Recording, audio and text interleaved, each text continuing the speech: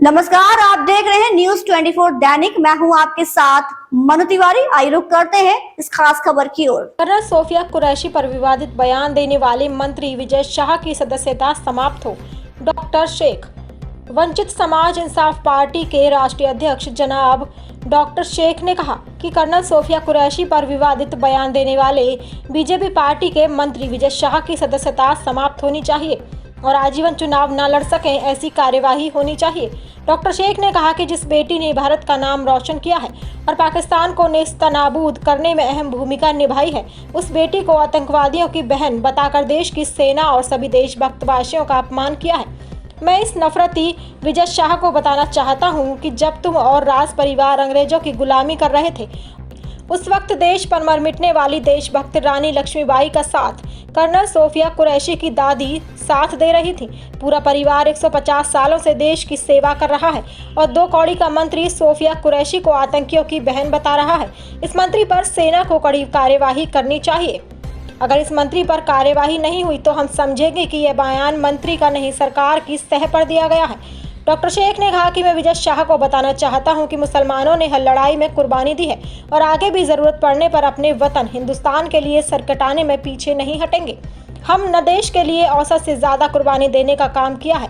मैं सरकार से मांग करता हूं कि जिस तरह फौज में पठान रेजिमेंट हुआ करती थी, उसी तरह सेना मुस्लिम रेजिमेंट बनाकर मुसलमानों को आबादी के अनुपात में भर्ती किया जाना चाहिए। बड़े दुख के साथ कहना पड़ रहा है कि जरा सी बात पर गोदी मीडिया अपने अपने चैनल पर आकर शो होते हम सब ने देखा है। देश की बेटी कर्नल सोफिया कुरैशी के अपमान पर सब चुप बैठे हैं। इनको जलालों की हिंदू मुस्लिम मंदिर मस्जिद के नाम का मसाला चाहिए। रिपोर्टर मोहम्मद आसिम। मंत्री पद से मैं doctor Sheikh, national president VIP party. आज हमने देखा कि मध्य प्रदेश के मंत्री हैं विजय शाह हैं, उन्होंने हिंदुस्तान की शान कर्नल सोफिया कुरैशी के खिलाफ कुछ बयान दिया।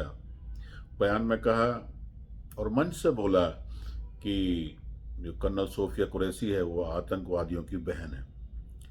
तो मैं भारत सरकार से अपील करता हूँ कि देश की इस बेटी ने हिंदुस्तान का नाम पूरी दुनिया में किया है, पूरे पाकिस्तान ने लोहा माना है, ऑपरेशन सिंदूर को लीड किया है।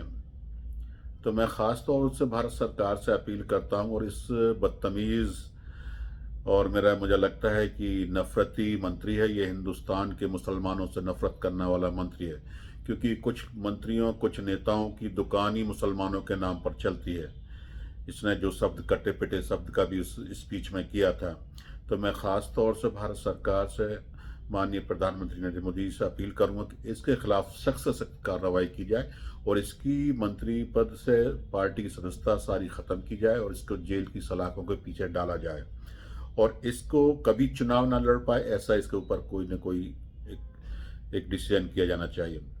मैं ख़ास तौर से सेना से भी अपील करता हूं, सेना के तीनों अध्यक्षों से अपील करता हूं कि इसके खिलाफ सख्त से सख्त कार्रवाई होनी चाहिए और देश के अंदर तमाम हिंदू मुसलमानों को मिल, क्योंकि ये बेटी कर्नल सोफिया कोई ऐसी नहीं आम बेटी नहीं है। इससे पूरे देश के 140 करोड़, ये मुस्लिम नहीं है, हिंदू नहीं है, ये देश की सेना की जवान है, क्योंकि इस सेना की वजह से ही हम पूरे देशवासी चैन की नींद सोते हैं।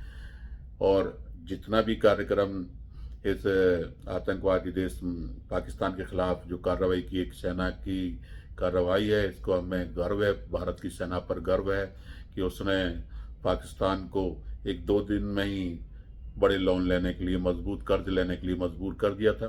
तो मैं ख़ास तौर से सभी लोगों से अपील करना चाहता हूँ कि कर्नल सोफिया के बारे में इसको पता होना चाहिए। तकरीबन 150 साल से उनका परिवार देश की सेवा फौज के ज़रिए से कर रहा है। देश की महान क्रांतिकारी रानी लक्ष्मीबाई के साथ उनकी परदादी रही हैं। तो इनको क्या पता, जो अंग्रेज़ों की गुलामी किया करते देश के गद्दार हैं, इन लोगों को हमें सिखाएंगे, हमें बताएंगे कौन आतंकवादियों की बहन है, कौन आतंकवादियों का भाई है। तो इनको मैं सिर्फ सरकार से यही अपील करता हूँ कि इसको सख्त से सख्त कार्रवाई हो इसके खिलाफ और तमाम उन चैनलों पर भी कार्रवाई होनी चाहिए जो दिन भर बैठकर हिंदू मुसलमान का करते हैं, मंदिर मस्जिद का करते हैं, ये देश के भाईचारे को खराब करते हैं, देश के अमन चैन को खराब करते हैं। जय हिंद, जय भारत। इस खबर में बस इतना ही। बने रहिए हमारे साथ और देखते रहिए News 24 दैनिक।